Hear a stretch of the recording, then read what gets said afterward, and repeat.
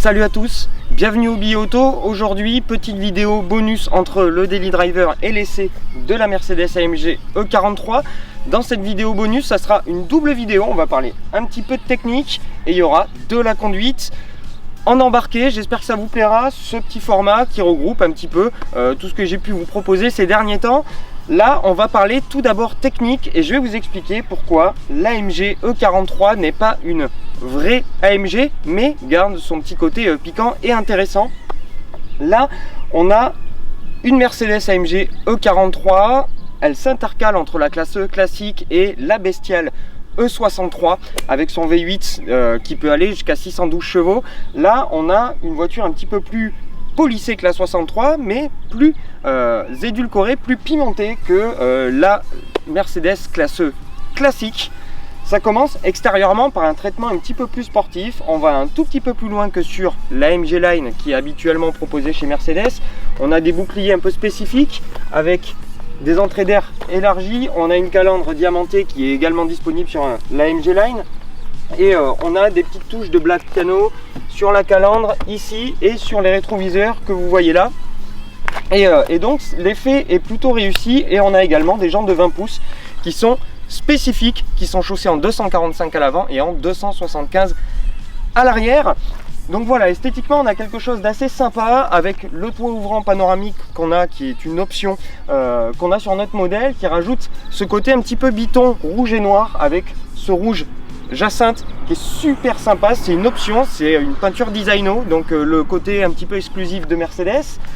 Et on a à l'arrière un bouclier spécifique avec un mini diffuseur et deux sorties d'échappement encadrées par du noir. Pour moi, je trouve que c'est une berline qui est très réussie. C'est classique, c'est statutaire, mais il y a vraiment un côté agressif sans trop en faire. Là, on a vraiment une peinture un petit peu criarde et la voiture fait pas tuning, la voiture fait pas vulgaire. On reste sur quelque chose de très très classe. Et clairement, même moi qui suis adepte de la discrétion, en tant que client, je serais assez fan de ce type de peinture et de celle-ci en particulier.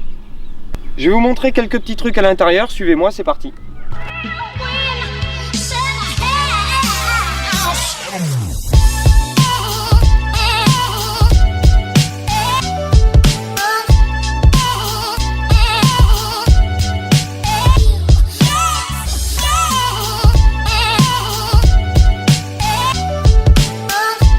Alors à l'intérieur, on va commencer par un petit traitement spécifique. On n'est toujours pas dans un intérieur full AMG, mais on a des petites touches de sport qui sont bienvenues, qui font plaisir, qui sont très très bien faits. On a ici, et c'est une option, la planche de bord recouverte de cuir avec les surpiqûres contrastantes rouges pour aller avec l'extérieur. On retrouve tout ça également sur la contreporte.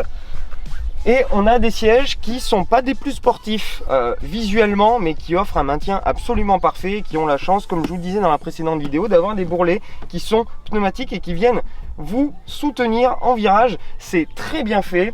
Et on a ce volant là en mixte cuir Alcantara, donc le tissu Dynamica comme l'appelle Mercedes, et on a une préhension absolument parfaite. Il tombe parfaitement en main, il a un bon diamètre et c'est un régal à manœuvrer ce volant avec une jante un petit peu épaisse mais bien creusée ici et les petites palettes pour changer de rapport, de la boîte neuve. Et en parlant de mécanique, suivez-moi, on passe sous le capot et je vais vous montrer un petit peu en matière plus technique pourquoi c'est pas totalement une AMG.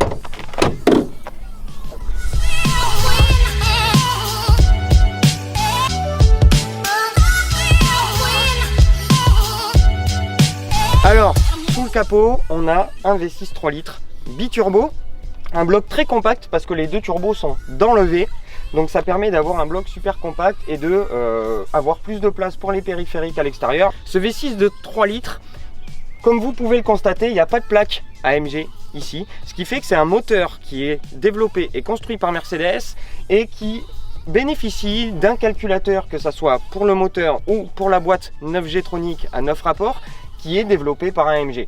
Là pour le coup c'est pas un vrai moteur AMG, c'est un moteur Mercedes pimenté par AMG. Il développe 401 chevaux, 520 Nm de couple de 2500 à 5000 tours minute. On a un moteur qui est très rond et une plage d'utilisation assez large, ce qui permet de pouvoir rouler assez bas dans le contour et de pouvoir monter facilement dans les tours. Et comme je vous disais, on a la boîte 9G Tronic boîte auto à convertisseur de couple, 9 rapports, qui bénéficie d'un calculateur revu et corrigé par AMG pour des passages plus rapides. On a les 4 roues motrices, la E43 n'est disponible qu'en 4matic, donc avec la transmission intégrale qui va permettre de passer très facilement ces 400 chevaux au sol. Et 400 chevaux, c'est pas trop parce que le bébé pèse quand même un tout petit peu plus de 1800 kg, donc avec 2 personnes à bord c'est 1,9 tonne et ça se ressent. Heureusement, AMG est également là aussi pour les freins. On a des disques de 360 mm à l'avant pincés par des étriers 4 pistons, des étriers fixes, et à l'arrière on a du 320 mm pincé par un monopiston. Les freins ont l'air assez bons, on n'a pas pu tout tester pour l'instant, on l'a que depuis hier. Mais voilà, je voulais vous faire cette petite vidéo un petit peu technique pour vous montrer pourquoi ce n'est pas totalement une AMG, mais pourquoi c'est quand même plus intéressant, plus épicé qu'une Mercedes classe E classique. Et clairement, elle est pleine de vie, cette E43. Donc, c'est parti, maintenant on prend le volant, c'est parti pour la conduite. Je vous retrouve tout à l'heure.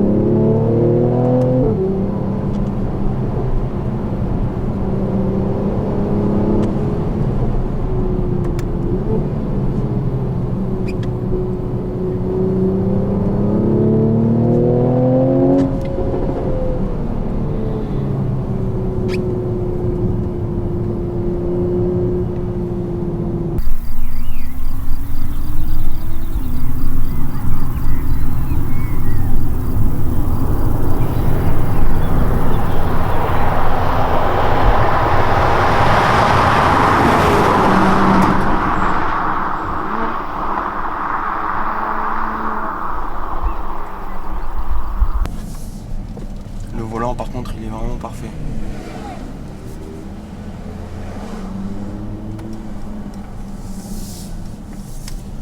Ouais, il a l'air assez petit pour bien pivoter et puis pas trop gros. La jante est bien épaisse ici et là.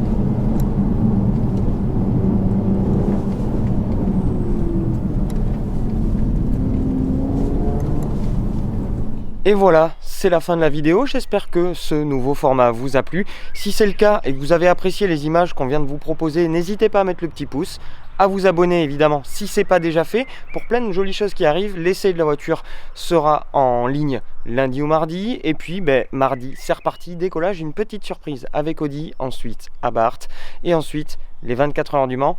Ça se précise, il y a peut-être quelque chose qui va se jouer. Je vous en dis pas plus les amis, j'espère que vous avez apprécié tout ça, je vous souhaite plein de bonnes choses et je vous dis à très vite, ciao.